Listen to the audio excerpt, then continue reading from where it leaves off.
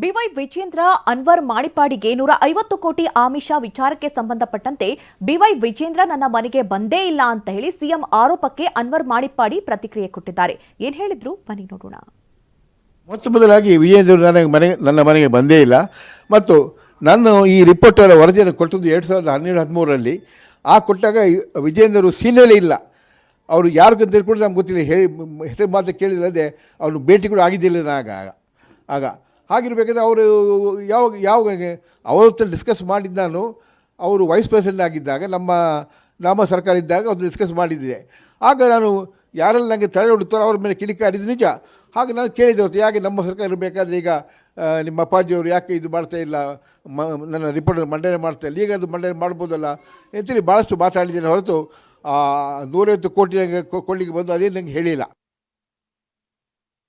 ಪ್ರಾಯಶಃ ಅದನ್ನು ತಡೆ ಒಡ್ಡಲಿಕ್ಕೆ ಪ್ರಯತ್ನ ಪಟ್ಟಿರ್ಬೋದು ಅವರು. ಯಾಕೆಂದರೆ ಅವರ ಮೇಲೆ ಕಾಂಗ್ರೆಸ್ ಕಡೆ ಕೂಡ ಒತ್ತಡ ಇರ್ಬೋದು. ಅದಕ್ಕೋಸ್ಕರ ಅವರ ಮುಖಾಂತರ ನನ್ನನ್ನು ಸರಿಪಡಿಸಲಿಕ್ಕೆ ಪ್ರಯತ್ನ ಪಟ್ಟಿರ್ಬೋದು, ಅದು ಇದ್ದರೂ ಇರ್ಬೋದು. ಅದಕ್ಕೆ ತಕ್ಕ ಆನ್ಸರನ್ನು ನಾನು ಕೊಟ್ಟಿದ್ದೇನೆ, ಉತ್ತರವನ್ನು ಕೊಟ್ಟಿದ್ದೇನೆ. ಆದರೆ ನನಗೆ 150 ಕೋಟಿ ವಿಷಯ ನನಗೆ ಗೊತ್ತಿಲ್ಲ. ಹಾಗೆ ನಾನು ಈ ಕೊಟ್ಟ ವರದಿ ಇದೆಯಲ್ಲ, ಅದು 7,000 ಪುಟಗಳದ್ದು. ಭಾಳಷ್ಟು ಕಷ್ಟಪಟ್ಟು ಎಲ್ಲ ಕಡೆ ವಿಷಯಗಳ ಸಂಗ್ರಹ ಮಾಡಿ ಆ ರಿಪೋರ್ಟ್ ಕೊಟ್ಟಿದ್ದೇನೆ. ಅದರ ಮೇಲೆ ಯಾರೆಲ್ಲ ತಡೆ ಒಡ್ಡುತ್ತಾರೋ, ಯಾರೆಲ್ಲ ತಡೆ ಒಡ್ಡಿದ್ದಾರೆ ವಿಷಯ ಬಂದರೆ ನಾನು ಎಲ್ಲರ ಮೇಲೂ ಕಿಡಿಕಾರಿದ್ದೇನೆ. ಆಗ ನಮ್ಮ ಸರ್ಕಾರ ಇದ್ದಾಗ ನಾನು ಮಾಡಿದಾಗ ಕೇವಲ ಎರಡು ತಿಂಗಳಿರುವತ್ತಿಗೆ ಅದು ವರದಿ ಕೊಟ್ಟಿದ್ದೆ. ಮಂಡನೆ ಮಾಡಲಿಕ್ಕೆ ಅವಕಾಶ ಸಿಗಲಿಲ್ಲ. ಅದರಂತೆ ಕಾಂಗ್ರೆಸ್ನವರು ಬಂದಿದ್ದರು. ಈಗ ಕಡೆಗೆ ಅದು ಮಂಡನೆ ಆದ್ದು ನಮ್ಮ ಸರ್ಕಾರ ಇರಬೇಕಾದ್ರೇ. ನನಗೆ ಅಂದು 2012-13ರಲ್ಲಿ ನನಗೆ ವಿಜೇಂದ್ರ ಯಾರನ್ನು ಕೂಡ ಗೊತ್ತಿಲ್ಲ ಇತ್ತು. ಅವರೊಡನೆ ಮಾತಾಡಿದ್ದ 2012-13ರಲ್ಲಿ ಅನೇಕ ಜನರು ನನಗೆ ಆಮಿಷ ಒಡ್ಡಿದ್ರು. ಇದು ಟಿವಿ9ಗೆ ಅನ್ವರ್ ಮಣಿಪಾಡಿ ಸ್ಫೋಟಕ ಹೇಳಿಕೆಯನ್ನ ಕೊಟ್ಟಿದ್ದಾರೆ. 2012-13ರಲ್ಲಿ ಅನೇಕ ಜನ ನನಗೆ ಆಮಿಷ ಒಡ್ಡಿದ್ರು. ಆಮಿಷ ಒಡ್ಡಿದವರಲ್ಲಿ ಕಾಂಗ್ರೆಸ್ನವರೇ ಹೆಚ್ಚಾಗಿದ್ರು. ಸಿದ್ದರಾಮಯ್ಯ ಅವರ ಆರೋಪ 90% ಸುಳ್ಳು. ಇದು ಮಂಗಳೂರಿನಲ್ಲಿ ಟಿವಿ9ಗೆ ಅನ್ವರ್ ಮಣಿಪಾಡಿ ಹೇಳಿಕೆ. 90% ಏನೋ ಹೇಳ್ತಾರೆ ಅದೆಲ್ಲ ಬೇಸ್ಲೆಸ್ ಅವರು. ಯಾಕೆ ಹೇಳಿದರೆ ಈಗ ನಿನ್ನೆ ಹೇಳಿದಾರಲ್ಲ ಅದು CBI ಕೊಡ್ತೇನೆ ಅಂತೇಳಿ. ದಯವಿಟ್ಟು ಅವರಿಗೆ ಸ್ವಲ್ಪ ಅದು ಅಲ್ಪಸಂಖ್ಯಾತರ ಮೇಲೆ ಪ್ರೀತಿ ಇದ್ದರೆ ಅದನ್ನು ಕೊಡಲಿ.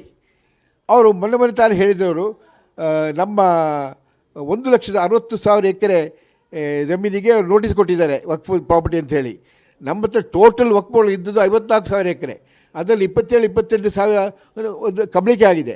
ಅದರಂತೆ ಉಳಿದಿರೋದು 23-24,000 ಇದೆ. ಅದನ್ನು ಬಿಟ್ಟು ಈ 1,60,000 ಎಕರೆ ಎಲ್ಲಿದೆ ಬಂತು? ಹಾಗೆ ಅವಳು ಭಾಳ ಪ್ರೀತಿಯಿಂದ ನೋಟಿಸ್ ಕೊಟ್ಟರು. ಎಲ್ಲ ಮುಸಲ್ಮಾನ ಮೇಲೆ ಪ್ರೀತಿಯಿಂದ ಅವ್ರನ್ನ ಖುಷಿ ಮಾಡಲಿಕ್ಕೆ ಅಂತೇಳಿ ನೋಟಿಸ್ ಕೊಟ್ಟರು. ಅದಕ್ಕೆ ಯಾಕೆ ವಾಪಸ್ ಹಿಂತೆಕೊಂಡ್ರು? ಅದರಲ್ಲಿ ಗೊತ್ತಾಗುತ್ತೆ ಅವ್ರು ಎಷ್ಟು ಸತ್ಯ ಸುಳ್ಳು ಅಂತೇಳಿ. ಈಗ ಹೇಳ್ತಿದ್ದಾರೆ ಅವರು ನಾವು CBI ಕೊಡ್ತಿದ್ವಿ. ಕೊಡಲಿ, CBI ಕೊಡಬೇಕು, ಅದು ಸ್ವಾಗತಾರ್ಹ. ಭಾಳಷ್ಟು ಮಂದಿ ಬೇರೆ ಬೇರೆ ವಿಧಾನದಲ್ಲಿ ನಂತರ ಬಂದು ನನಗೆ ಆಮಿಷ ಒಡ್ಡಿದ್ದಾರೆ 2012-13 ಅದರ ನಂತರ ಕೂಡ ಮಾಡಿದ್ದಾರೆ. ಅದು ಕೇವಲ ಕಾಂಗ್ರೆಸ್ ಅವರೇ ಆಗಿದ್ದರು.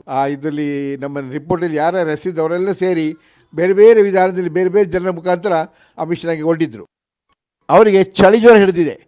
ಯಾಕೆಂತ ಹೇಳಿದರೆ ಈ ಒಂದು ವರದಿ ಹೊರಗೆ ಬಿದ್ದ ತಕ್ಷಣ ಅವರಲ್ಲಿ ಯಾರೂ ಉಳಿಯೋದಿಲ್ಲ. ಆ ಪಕ್ಷ ನಿರ್ನಾಮ ಆಗೋ ಚಾನ್ಸ್ ಇದೆ. ಅದನ್ನು ಹೆದರಿಕೊಂಡ್ಬಿಟ್ಟು ಯಾವುದೋ ಬಾಯಿ ಬಂದಾಗ ಮಾತಾಡ್ತಿದ್ದಾರೆ.